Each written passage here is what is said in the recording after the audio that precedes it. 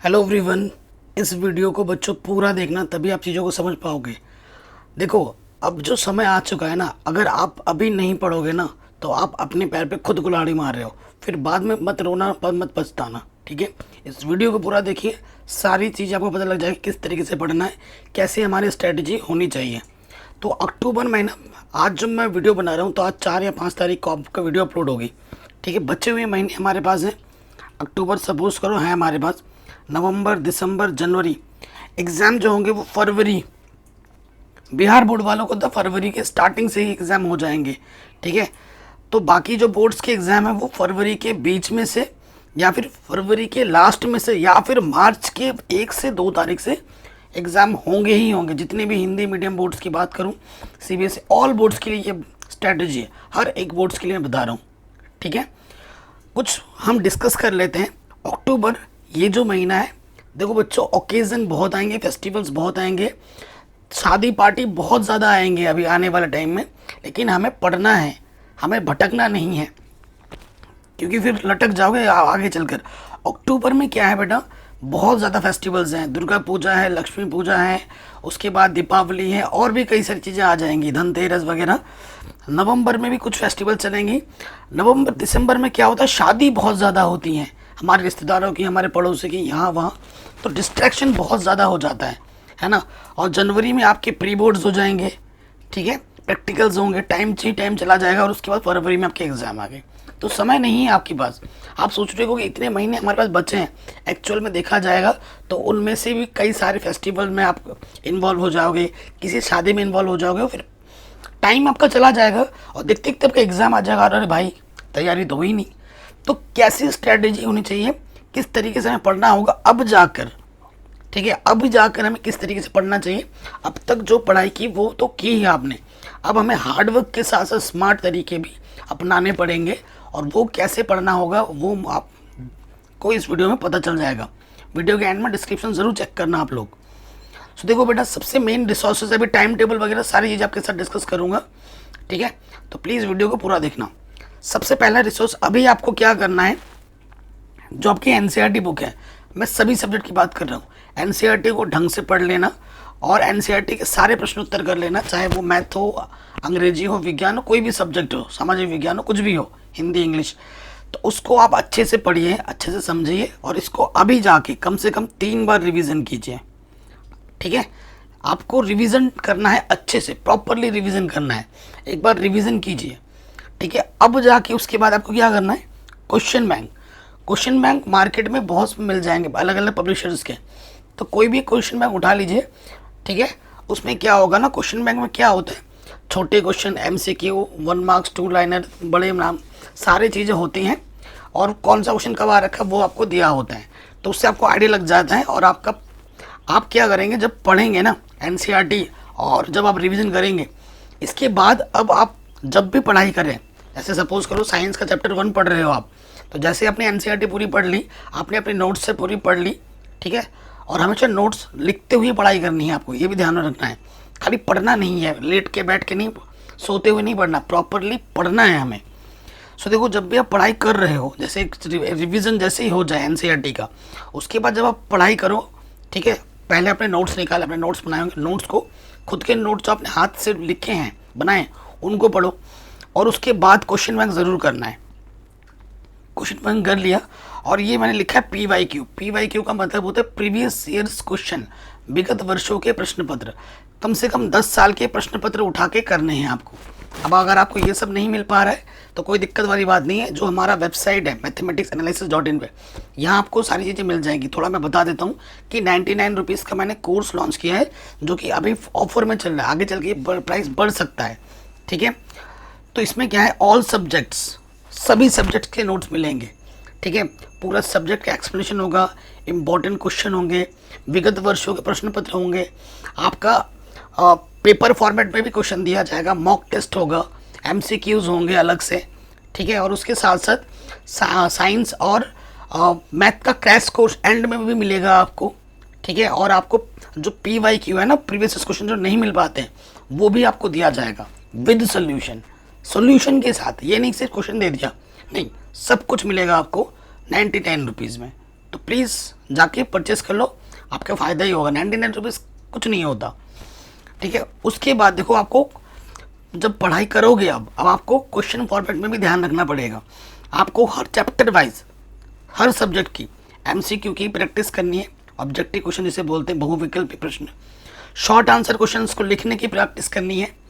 Very short answer जो एक एक लाइन के होते हैं, एक एक वर्ड्स के होते हैं, उनको भी ध्यान में रखना है, क्योंकि आगे चल के वो भूल जाते हैं।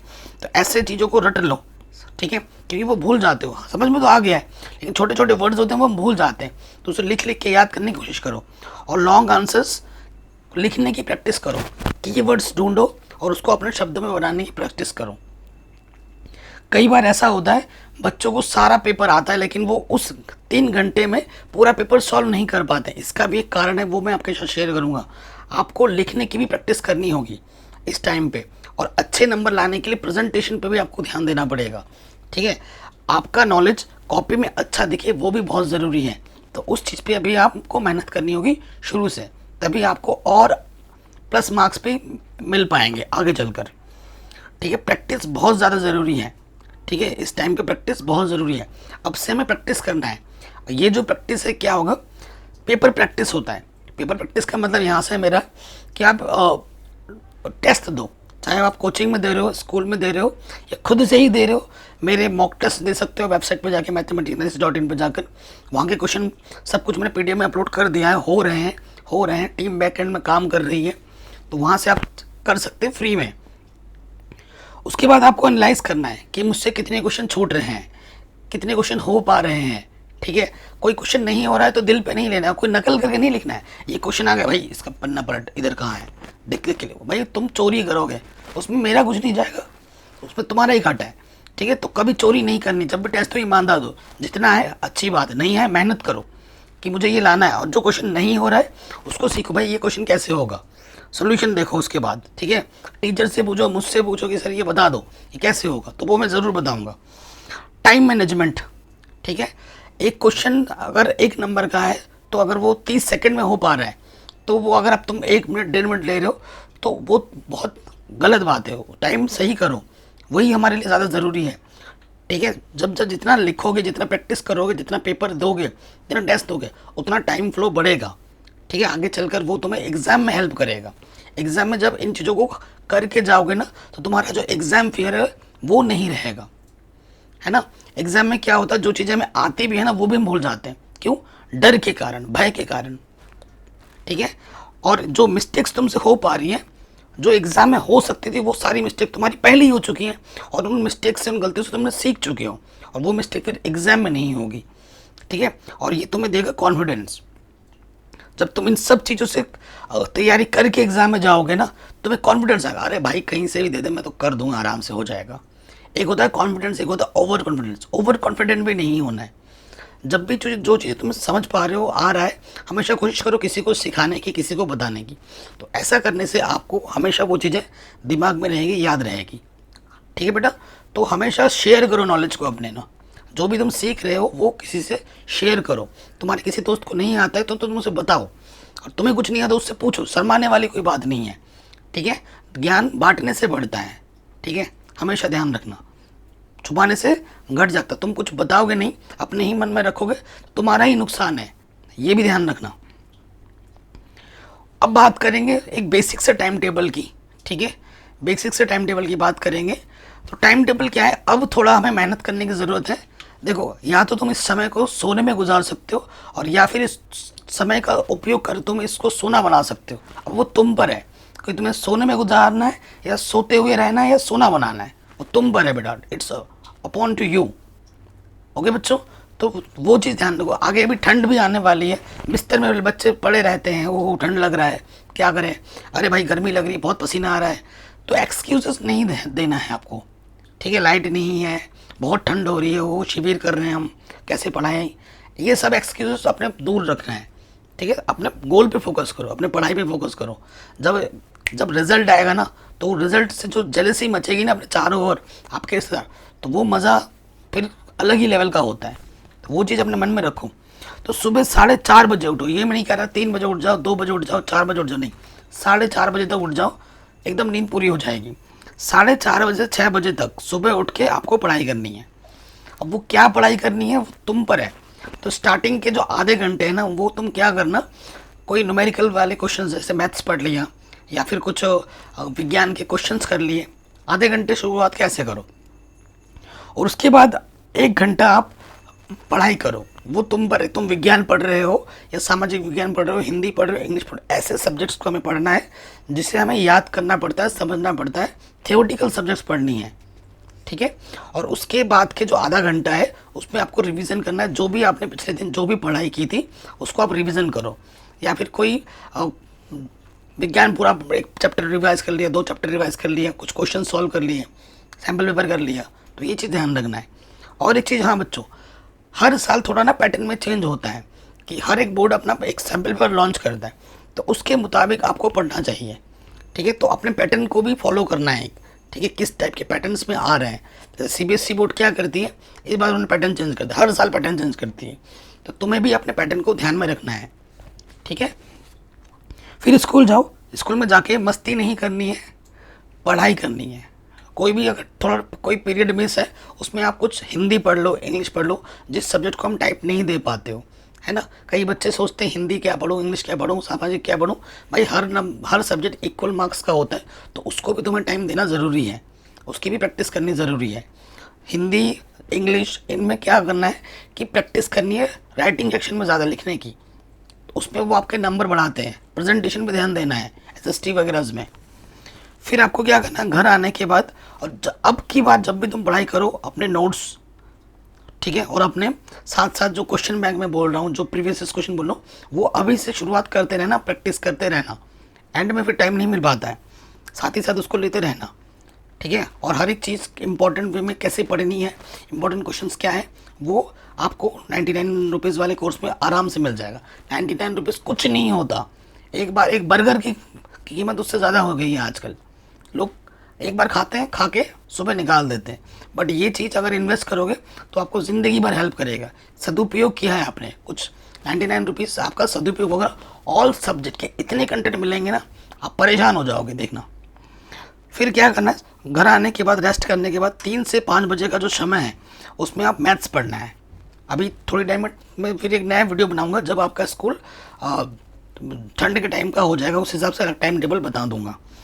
उसके बाद आप पढ़ाई कैसे करनी है, क्वेश्चन आप मैथ्स, साइंस वगैरह तो आप मेरे से डिपेंड हो सकते हो, आपको कहीं कोई बात देखने की ज़रूरत नहीं है, सब कुछ पढ़ा रखा है, करा रखा है मैंने। फिर 5 से 6 बजे और 6:30 बजे तक का जो समय है, ठीक है, इसमें आप इंग्लिश, हिंदी, एसएसटी पढ़ेंगे। एसएसटी आप 45 मिनट पढ़ लो, सामाजिक विज्ञान। उसके बाद आप क्या करो, सामाजिक विज्ञान आपने 45 मिनट पढ़ लिया, आधा घंटा आप क्या पढ़ लो, इंग्लिश पढ़ लो, और 15 मिनट हिंदी पढ़ लो इस टाइम में। फिर 6:30 से 7 बजे थोड़ा आप रेस्ट कर लो, थोड़ा टहल के आओ, घूम के आओ, दोस्तों से बातें कर लो, जो भी करना है कर लो, ठीक है। उसके बाद आने रेस्ट करने के बाद 7 से 9 बजे रात का जो समय है उसमें आप विज्ञान पढ़ सकते हैं, ठीक है। विज्ञान को पढ़िए, विज्ञान के क्वेश्चंस को रिवाइज कीजिए, वीडियो देखिए मेरे, ठीक है, जैसे भी आप करना चाहें करिए। उसके बाद सेल्फ स्टडी बहुत ज़्यादा ज़रूरी है। 9 से 9:30 बजे का समय आपको क्या करना है, सेल्फ स्टडी करनी है, खुद से पढ़ना है। जो भी आपने यूट्यूब से देखा, जो भी आपने स्कूल से पढ़ा है, या जो भी क्वेश्चन आपने करने हैं उसको रखिए अपने सामने और पढ़ लीजिए एक बार। आधा घंटा मैंने लिखा है, आप 1 घंटा भी इसको कर सकते हैं। और डिनर थोड़ा लेट करने की कोशिश करो, क्योंकि एक बार डिनर कर लोगे ना, चावल एक बार अंदर जाता है तो नींद बहुत आती है, ठीक है। तो डिनर थोड़ा लेट ही रखो। वैसे तो अगर हेल्थ एक्सपर्ट के साथ जाओगे तो वो तुम्हें बहुत पहले खाने के लिए बोल देता है, लेकिन खाने के बाद नींद ही आती है, तो आपको भी पता है। और जब भी पढ़ाई करो छोटा छोटा ब्रेक ले सकते हो 5 मिनट का, है ना। ये नहीं 10-15 मिनट ले रहे, नहीं, 5 मिनट का ले लो, थोड़ा टहल लो, थोड़ा पानी पी लो, वो आप ब्रेक बीच में ले सकते हो। उसके बाद 10 बजे, 9:30 से 10 बजे का समय डिनर है, डिनर कीजिए। उसके बाद 10 से 11 बजे का समय है, आप दिन भर में जो भी आपने पढ़ाई की उसे रिवाइज कर सकते हैं, और जो भी थोड़े बहुत डाउट्स आ रहे हैं हर सब्जेक्ट में उसे आप कर सकते हैं। कोई डाउट्स आपके हो गए सारे तो अच्छी बातें, नहीं हुए तो कॉपी में नोट कर लिखिए। उन डाउट्स को नेक्स्ट डे आपको क्लीन करना है। ये नहीं कि डाउट होता जा रहा है और उसे आप क्लियर नहीं कर रहे हो। जो भी डाउट्स होते हैं, आज जो भी कुछ भी डाउट रह गया पढ़ाई में, तो उसको नेक्स्ट डे सॉल्व करना है। अपने दोस्तों से पूछो, अपने टीचर से पूछो, वीडियोस देखो यूट्यूब से। लेकिन वो डाउट्स नहीं रहने चाहिए। और डेली आपको रिवीजन करना है बहुत। जितना रिवीजन करोगे, जितना लिखोगे, जितना टेस्ट दोगे, उतना ज़्यादा बेहतर है। तो रेगुलर टेस्ट देते रहना है। और आपको किस तरीके से पढ़ना है, इंपॉर्टेंट क्वेश्चंस क्या हैं, ठीक है ना, वो सब कुछ हमारे कोर्स 99 में मिल जाएगा, हर एक सब्जेक्ट के। सिर्फ मैथ साइंस नहीं, हर subject, math science, SST, Hindi, English, Sanskrit पे भी हम वर्क कर रहे हैं अभी, ठीक है, वो सब कुछ मिल जाएगा। अभी फ़िलहाल क्लास 10th के लिए लॉन्च किया है, आने वाले टाइम में हम बाकी क्लास के भी लॉन्च कर देंगे बहुत जल्द, ठीक है। तो वीडियो को ज़रूर शेयर करें और जाके विज़िट करें। सॉरी फॉर हेल्थ प्रॉब्लम हो रही है थोड़े। एंड आशा करता हूँ ये वीडियो पसंद आया होगा और किस तरीके से पढ़ाई करनी है वो आप समझ चुके होंगे। प्लीज़ वीडियो को शेयर करें और डिस्क्रिप्शन ज़रूर करें। जय हिंद, मिलते हैं आपसे नेक्स्ट वीडियो में। मुझे पता है मेरे बच्चे एग्ज़ाम में फोड़ेंगे और आप मिल के फोड़ेंगे।